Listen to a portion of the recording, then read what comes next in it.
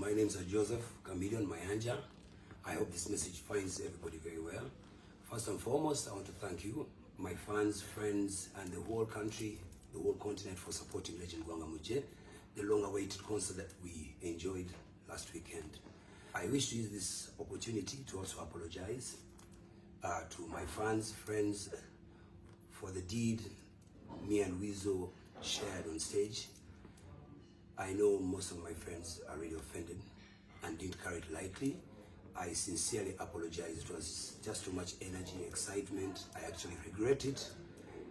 The energy was so high and it was just a wrong way to share it with Weasel, my brother, and I also apologize on behalf of him. Thank you so much for accepting my apologies. Tuyanzege tulaba yona josinzira okutulaba tuyanziza nze Geoffrey Mayanja aka Mr. Wagwan ku TVO kwetuli esawa zino so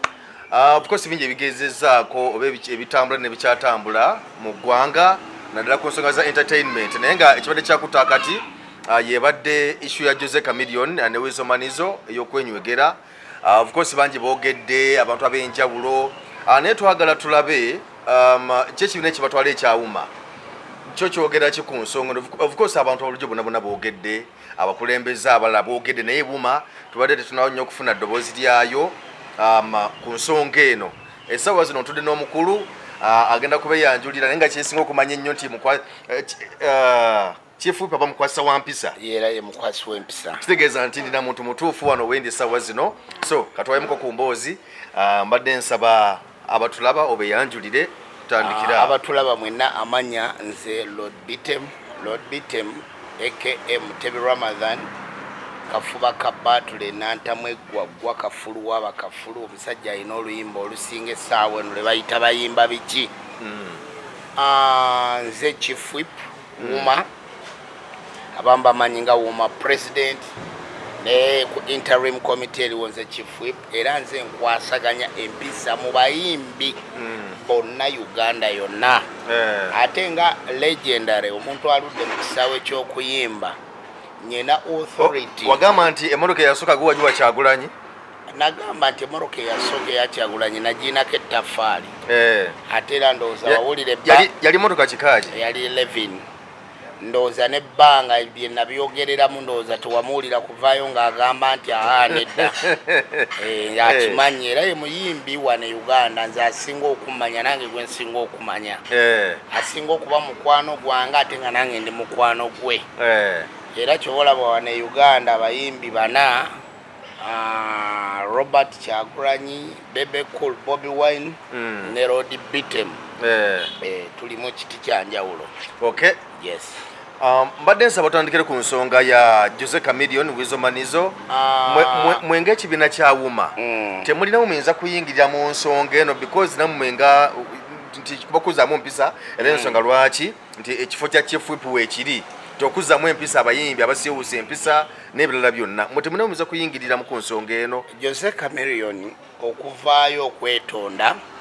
namaze muwa warning era ne muwa ennaku 3 era ne bwogenda ku mikutu gyange gya internet osobola okulaba nti nga ntandikidde ku ggwanga mujje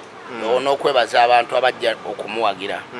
ndowooza nze nakuba akalanga akasinga okuleeta abantu abangi ne MC Fish mu ggwanga mujje era nayagala nnyo abantu bajje okakasa mbwe legendary always abeera legendary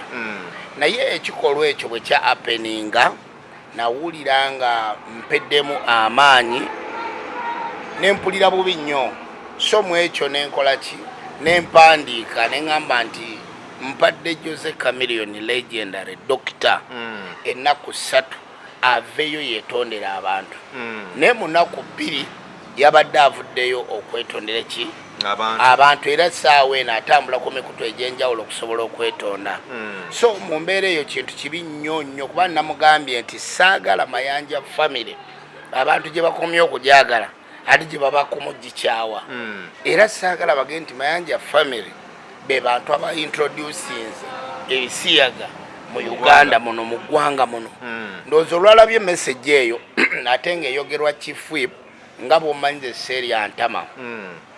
kwekuba nti saawa eno atambulira mu kwetonda yeetonda which is okay okusobola okwetonda era bwe kinaaba kizeemu kijja kulaga nti ne byeyeetonze nabyo tebaki si bituufu byabadde bya bujasti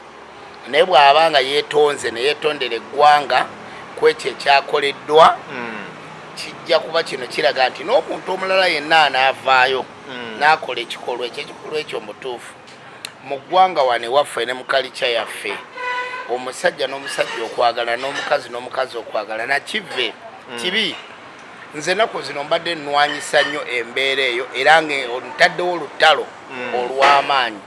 yensonga lwaki nti nasabako ne visa ya Amerika ne baginyima lwakulwanyisa bisiyaga era nze mu Amerika sirigendayo era saagala gendayo ngenda kubeera wano Uganda so kakati omuntu yenna adda mu nsonga eyo y'ebisiyaga n'alowooza nti byogerako tagenda mu Amerika tagenda UK nze sijja kgenda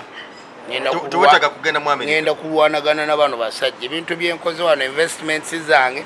n'ennyimba ezitrending nga wano zennina kati erimba nno nayo kyabeeri bye balina okujja eno bandabe yes ekintu kino tebakikoze mulundi gumu tebakikoze ebiri ndoza bakikola mulundi gulinga gwakusatu oba gwakuna lwaki musinze kukissaako maaso anti kati olwaleero wano kyabadde nga kiba introducing eri abantu kubanga olwedde abantu bazze obbalaba ne laavu ng'abantu bangi mu kifo ky'okuba nti babadde baintroducinga companies ze balina oba amasomero ge bazimbye oba investment ezigatta ku society yaffe ekyo kyebasazeewo okukola naye bwe kiba nti bazze ne bakyetoona mu public ate ekyo nakyo kirina kyekireeta nti omuntu yeenenyeza omuntu bwe yeenenya wano ewaffe omuntu akukola akanagamu neesore munange ensonyiwa kintu kikulu kubanga abantu batono nnyo abalina ekigambo sore mu kamwa kaabwe so mu mbeera eyo baba kikoze omulundi gumu oba ebiri oba emirundi ena olwaleero ne bavaayo omanyi olwaleero music we Uganda wa showbiz naye showbiz oyo ozannya otya showbiz wo kakati olwaleero oyinza okusanga nti ekyo oba bakikoze oba kuba nti babeera mu mawulire babeera so irrelevant okwogera ku show ate nga show yakoze bulungi ekyo nze naawe teri akimanyi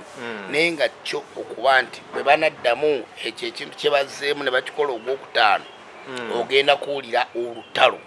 lwennyini ffe ng'abawuma nze genga chief whip ku mutimbagano gwange nawandiika mu nnaku 2 ng'omusajja akyusiza era ne ku kibanja kyaffe kya tuta ng'abawuma tubadde tugenda tuteekayo obubaka singa ennaku 3 zaayiseewo naye nkiwajja eno secretary tanabussaayo fiina mugerwa amasannyalaze ne pulezidenti waffe Sindala era tukyali awo bwe tutyo kale ensonga tugitadde kuba nti omusajja yavudde ne yeetonda mbadde nsaba tutunudye ku nsonga issue egenda mu maaso wakati wa Spice Diana omukyala yavaayo kaawo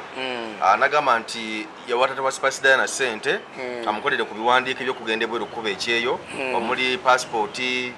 visa ticket bina bina bimukolereko kuba yamusuubiza nti ajja kubikolako bulungi naye omukyala agamba nti okuva lwe bamukwasa lwekwasa omwami oyo ssente taata wa Spice Diana naye gwagamba nti taata wa Spice Diana teyaddamu kumulabako ne kaakati amunoonya tamulaba kati yagamba nti Spice Diana baba asobola yagwadde ssente zazimuddize because ye muzeeyo takola ki tamulaba so omukazi guno omulundi akomyewo gwakubiri yasuka najja omwaka oguwedde kati azze mu kukomawo ng'alaba tewali kitambula so mwenga wuma temulina muyinza kuyingira mu nsonga eno because tusuubira nti Spice Diana namwe mumutwala oba si memba ffe kakati oba oli memba oba toli memba ekibiina ekitwala abayimbi mu Uganda bagiyita WUMA Uganda Musician Association ekimanyiddwa ne gavumenti ya Uganda olwaleero nti olwaleero kimanyiddwa ne mu nsi yonna Spice oba oli memba oba toli memba oli memba wa WUMA ate era obumu gemaanyi naye lwakuba nti WUMA tulina ebintu bye tugoberera ffe nsaba omuwala oyo olwaleero nkiwa kwali ku TV kuno alaba awandiika ebbaluwa ng'awandiikira WUMA ng'atusaba okuyingira mu nsonga ze nti taata w'omuyimbi bwati ne bwati yakola bwati ne bwati kwa ezo katuzitwala nga allegations nti just naye twagala yakola obuwandiike bw'anaakola obuwandiike obutongole ffe tugenda kusamoninga Spice Diana ne taata we tutuule bwe tumala okutuula twogere ensonga bw'enaaba nga ntuufu tusobole okumaliriza ensonga zaffe n'abantu abo amicably nga teziyisiza bubi Spice teziyisiza bubi taata wa Spice ate nga noono yennyini afunye obuki ng'afunye obwenkanya bwe tukusamoninga n'ogaana okujja then tuteekinga embeera enki kubanga abantu bangi in fact waliwo n'ekintu kyali kya mukulu waffe Eddie yawe waliwo omuwala era yaleeta allegations ezo Eddie yawe biki bajja mu office ono mala we Canada owebweru yes yali amubanja oluyimba lwe ensonga ne tuzogerako bajja mu office yammwe ensonga ne tuzogera ne zikola ki nezigwa abantu bangi waliwo Zexi yayina enjawukana n'omuntu omu yali promote omu ne bajja abantu bangi abazze mu office eyawuma ku National Theatre abalina complaints zaabwe abamu ku bayimbi abamu biki bajja ne twogera ebintu ne bikola ki so mu ekyo twagala abayimbi beyambise office yaabwe okusobola okusolvinga ensonga ezo omuntu yenna nga tannabagenda mu mawulire kuba omuntu bw'ajja nnyo mu mawulire fe tusobola okuga nti oba ataddewo akabadi oba ayagala abantu bamumanye oba agenda kutaluyimba office ebaawo so omuntu bw'ajja tetusobola kulemererwa bayimbi bangi tubayambi bazze waffe ne twogera nabo ate ne tusolvinga ensonga zaabwe so bwe kiba nga kituufu weekiri omuwala ajje awandike ebbaluwa officially awandikire wumma ebbaluwa agireete ku National Theatre we tutuula tutandike ensonga ojjajja tunaagenda okudda wano oba y'anaagenda okudda nga gamba wuma ensonga yagimaliriza yesebo kale toyanze ge mpozi ngonakyo okumaliriza nakyo mpozi kyenjagala okumaliriza nakyo nti nyina ennyimba ziri 5 ndi mu kukola videos 5 zigenda kubanga zifuluma wano n'ekintu ekirala nti topic esusse nnyo ebisiyaga nti abantu batabuse abavubuka batabuse tubala nze nayimba olima nti bayimba biki